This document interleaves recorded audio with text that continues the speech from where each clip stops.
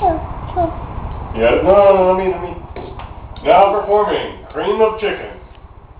The fabulous, the fantastic, the funny, Eli Buddy. Thank you. Thank you all. I'm feeling extra special because I had soup for lunch and I like soup. It was cream of chicken, which I know doesn't make any sense because how do you milk a chicken anyway? Right? You always hear about breasts of chicken, but then the mechanics don't really end up working out for you. But moving on, I'm here to tell jokes, so I'm going to go ahead and jump in. Can you tell me, knock knock? Who's there? Why did the chicken cross the road? It's not really important. Why did the second chicken cross the road? I don't know. Because it was stapled to the first chicken. You know, which kind of tells you right away just the sensibilities of a chicken. They don't have the brains God gave turkeys. But anyway, the point being, that kind of brings up the taxonomy that I've developed concerning animals such as chickens, which I consider the unhunkers, the ones that just don't have any kind of brain power, and how that makes them special as opposed to something like a hunker, like a human that sits around and reflects on the toilet, on the john, if you get what I mean. Chickens kind of let it fly, and then the hunkers, like the dogs and the humans, they have to concentrate. I would imagine some of the most brilliant minds have had their best work done while sitting on the crapper. But it doesn't work necessarily with everybody, because, you know, obviously babies are not very smart at all. No, and they sit in the mess they made.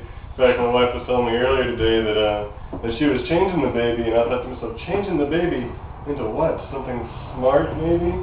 But that's beside the point, because not every hunker is necessarily smart. Like my friends, the Shocky boys, who had a capacity to piss while running, which was, you know, great, but not necessarily that smart.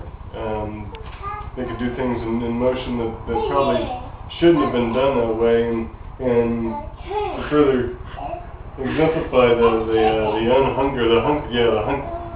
their stupidity would have been the fact that for George Schnocky, I mean, just fabulous, you know, physical specimens, all except for the last 6 inches of, but beyond that, yeah, George blew his brains out, which, you know, is certainly nothing to make light of, and it makes me wonder about his poor father, Papa Schnocky, who made a homestead there on the floodplain right next to the river in a trailer house that flooded every year without fail, and never had the sense to get up and move. But anyway, I was wondering, you know, what could be done in this modern day and age to help out someone like Papa Schnocky with his grief, and got to thinking about cloning and cloning children, and how he could replicate George, and how I could clone and possibly harvest my clone for that third leg that I've heard so much about. But then I started thinking about some of the side effects and the bad parts of cloning. Like, you know, what would happen if my clone had a bigger dick than me? And that wouldn't make me feel very special at all, or even worse, if my clone was possibly funnier.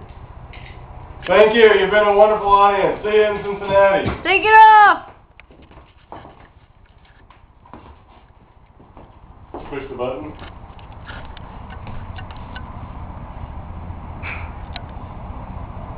Oh shit. Oh shit.